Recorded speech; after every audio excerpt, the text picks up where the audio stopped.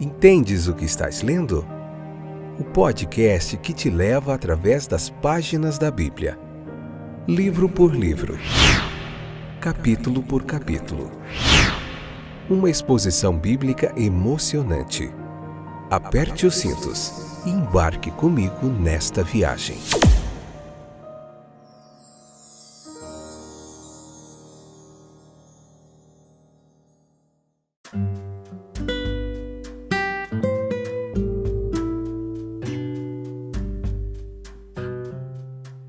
Estamos de volta, eu sou o Fábio, esse é mais um episódio do nosso podcast Entendes o que estás lendo, um programa de reflexão bíblica, um tempo de muito aprendizado e de edificação através da palavra de Deus. Meu muito bem-vindo vai para você que sempre está aí conosco, compartilhando, ouvindo, prestigiando aí o nosso trabalho. Deus abençoe vocês, que vocês possam aprender bastante da palavra de Deus e serem edificados. Hoje nós vamos falar sobre um evento bastante significativo da vida de Moisés, né? Quando ele tem um encontro com Deus ali, no meio da chama ali, naquele arbusto, e nós vamos entender como todo esse processo proporciona uma mudança gigantesca na vida dele, algo que vai ser um marco de mudança em toda a sua história, beleza? Hoje capítulo 3, se você puder, leia o capítulo 3 do livro de Êxodo, para você entender a nossa explanação, a nossa exposição bíblica. Hoje a parte primeira, o episódio 170 da terceira temporada. Vamos lá então. Longa jornada até aqui, mais longa ainda prosseguir. Vamos lá. Nós não vemos arbustos em chamas todos os dias, não é verdade? Como nesse capítulo 3 aqui. Nós nem ouvimos vozes nos chamando do meio deles. A Bíblia é a soma das revelações de Deus para a raça humana. Essa sarça, por exemplo, aqui, esse arbusto, né, essa planta, ela ainda queima por nós nas Escrituras, onde a qualquer momento nós podemos visitá-la e ouvir a voz de Deus falando do meio dela. Não é uma tradição do passado, mas uma realidade viva. Tem seu objetivo ao lado na revelação contínua que está acontecendo na natureza, e nas evidências de uma presença sobrenatural de Deus acontecendo. Os caminhos pelos quais Deus pode alcançar as mentes devotas são inúmeros. A palavra dele, os sacramentos e a oração são meios especiais. O Espírito Divino tomando as coisas de Cristo e mostrando-as à nossa alma, iluminando, interpretando, aplicando e confirmando a palavra de Deus. Mas na verdade Deus não está longe, meus queridos, de cada um de nós. E por eventos da providência divina, em operações de consciência, por meio de nossas intuições morais e espirituais, nós somos iluminados e purificados pela palavra de Deus. Por inúmeros fatos da natureza e da vida, ele ainda pode se aproximar daqueles que permanecem por ele. Os encontra de maneiras tão inesperadas e surpreendentes como foi naquela sarça ardente. Impressiona-os com suas maravilhas e as mensagens de sua graça. Vendo essa revelação na sarça como um capítulo da história espiritual, considere comigo as circunstâncias em que ela acontece. Uma revelação veio a Moisés de forma inesperada, enquanto ele cumpria o seu dever, o seu trabalho, ele cuidava do rebanho do seu sogro. Em um lugar solene, na montanha de Deus, de um arbusto comum. A queima da sarça não tinha relação aparente com Moisés mais do que com outro. Estava lá para ele olhar, perguntar, se ele escolhesse. Convidou, mas não obrigou. Nem mesmo pediu sua atenção. E todas as circunstâncias neste evento são significativas. As revelações de Deus geralmente têm uma relação com o estado de espírito daqueles que as recebem, respondendo a perguntas, resolvendo perplexidades, oferecendo orientação e adaptando-se às condições psicológicas. A Bíblia chama atenção pelo sobrenatural em sua história, bem como por seus ensinos. Só quando nos aproximamos dela é que a palavra se torna pessoal e se apodera de nossa consciência com uma força espiritual. A atenção da parte do homem é recompensada por mais autodescoberta da parte de Deus. O interesse de Moisés pela sarça despertou essa descoberta demais da parte de Deus para ele. Com um apelo à sua faculdade de admiração, primeiro ele se admira pelo que ele está vendo, e essa é uma função do milagre, prender a atenção e despertar no testemunho disso uma poderosa consciência da presença divina, com o hábito geral de investigação devota. O hábito da investigação é tão valioso se o objeto final de alguém é, em todas as coisas, familiarizar-se com Deus e com a sua vontade, como na ciência e na filosofia, ou em qualquer outra forma de busca de conhecimento, mas que a investigação seja devotada. Devemos pesquisar as Escrituras, refletir cuidadosamente sobre os eventos da providência e os fatos da história humana. Estude a natureza, com o olho nas sugestões espirituais, nas analogias espirituais, dê a tudo que você lê ou ouve, que parece ter verdade ou valor, a atenção que merece. Enquanto Moisés olhava, ele seria instigado a perguntar sobre essa sarça. O que significa isso? Que poder invisível está aqui se manifestando? Por que está queimando neste lugar e neste momento? Que mistério está contido nessa sarça?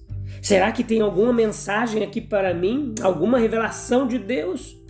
E ele não demoraria a perceber que ali devia estar queimando com o propósito de atrair a sua atenção. E não é assim que o divino geralmente se aproxima de nós? A atenção é atraída por algo um pouco fora do curso da experiência comum e a impressão que isso causa em nós produz a convicção de que não é acidental, que é, como dizemos, algo enviado por Deus, que tem um significado e uma mensagem para nós que faremos bem em analisar. Todo homem, em algum ponto ou outro de sua história, sentiu-se atraído pelo sobrenatural. A impressão pode ser causada por um livro que nos sentimos atraídos a ler, ou por algo que lemos nele, por um sermão, por um evento da nossa vida, por uma doença, num leito de morte, por ditos e atos de outros homens ou em horas de solidão, quando até mesmo a natureza parece povoada de vozes estranhas e começa a falar conosco por meio de parábolas. A sarça que queimava, no versículo 2, era um símbolo da presença divina. Moisés logo sentiria que estava na presença do Santo Invisível. Isso foi significativo. Representava os israelitas em seu estado de aflição, mas sobrevivendo milagrosamente. Foi uma prova clara de que o Senhor não rejeitou o seu povo. A oração, ó Senhor, até quando, que eles faziam lá no Egito, estava finalmente para receber a sua resposta. A fé pode ver grandes resultados embrulhados em pequenos começos, pois nada no procedimento de Deus é isolado. Houve uma chamada pessoal, como Moisés se perguntou.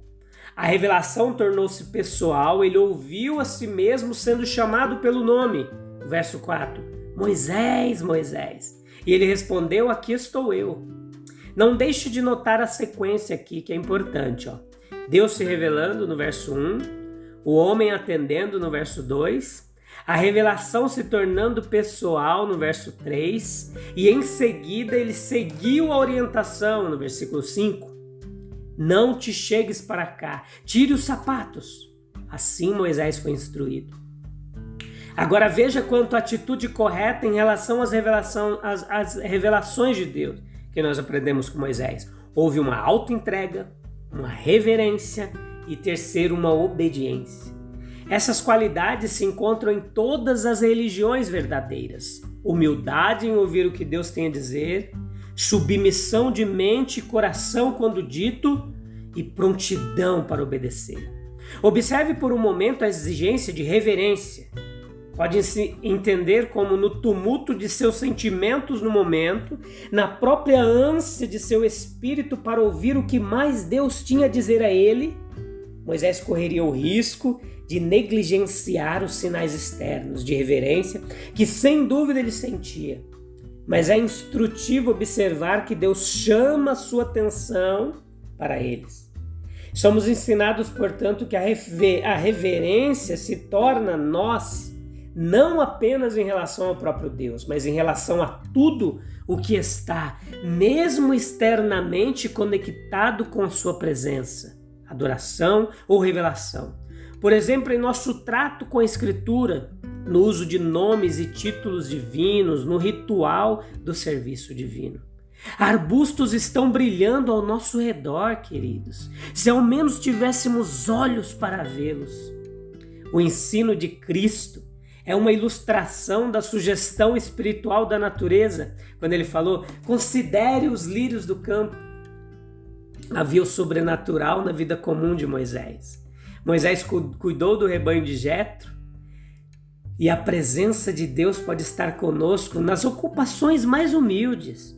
Nós temos que aprender a cultivar junto com Moisés um espírito de dever, verso 1, um espírito de investigação devota, versículo 3, um espírito de humildade e reverência, versículos 5 e 6. Para tal espírito, Deus se revela a nós, nos chama ao seu serviço, como no versículo 4, e nos entrega missões para realizarmos, e Deus nos honra na obediência de seus mandamentos e decretos. Ele não atingiu nem mesmo o modesto ponto de sucesso aos olhos de um pastor midianita. Ele não tinha nem o seu próprio rebanho. Mas essa mesma humildade de posição, sem dúvida, tinha suas vantagens e seu lugar na providência de Deus com respeito a ele. Com toda a humildade do estado de Moisés, era melhor ser um homem vivo em Midian do que ser mantido como filho da filha de Faraó. Deus o havia tirado da casa de um rei para que ele pudesse ser livre de todas as tentações das vestes suaves e de conforto do palácio. Deus o encontra empenhado em um serviço fiel, conduzindo o seu rebanho para o deserto, para que possam encontrar pasto adequado. Deus vem àqueles que estão diligentemente ocupados em alguma obra útil, mesmo que seja tão humilde e obscura como a de Moisés. O anjo do Senhor apareceu a ele em uma chama de fogo no meio de uma sarça. A chama de fogo se tornou um mensageiro de Deus para Moisés. Ele havia mostrado que tipo de homem ele era nas experiências comuns da vida, experiências que podem ocorrer a qualquer um de nós. Mas agora ele se depara com uma experiência extraordinária, um teste repentino e inesperado. A sarça ardente era para Moisés o que milagres e parábolas eram para aqueles que entraram em contato com Jesus. Para alguns, os milagres eram meras maravilhas. Para outros, eles revelaram uma porta aberta de comunicação com Deus. Para alguns, as parábolas eram apenas narrativas sem objetivo, mera narração de histórias. A outros, o divino mestre foi capaz de dizer: foi-vos dado conhecer o mistério do reino dos céus. Beleza? Deus te abençoe. A gente tem um encontro marcado no próximo episódio para nós continuarmos nessa história de Moisés, que está muito legal. Tem muita coisa para a gente aprender. Agora que ele se encontrou com Deus, Deus vai mandar ele de volta para o Egito. E essa história vai ficar muito mais emocionante. Deus te abençoe. A gente volta em breve. Até breve. Tchau, tchau. Muito breve, né? A gente volta em breve, até breve. Tchau, tchau. Deus abençoe.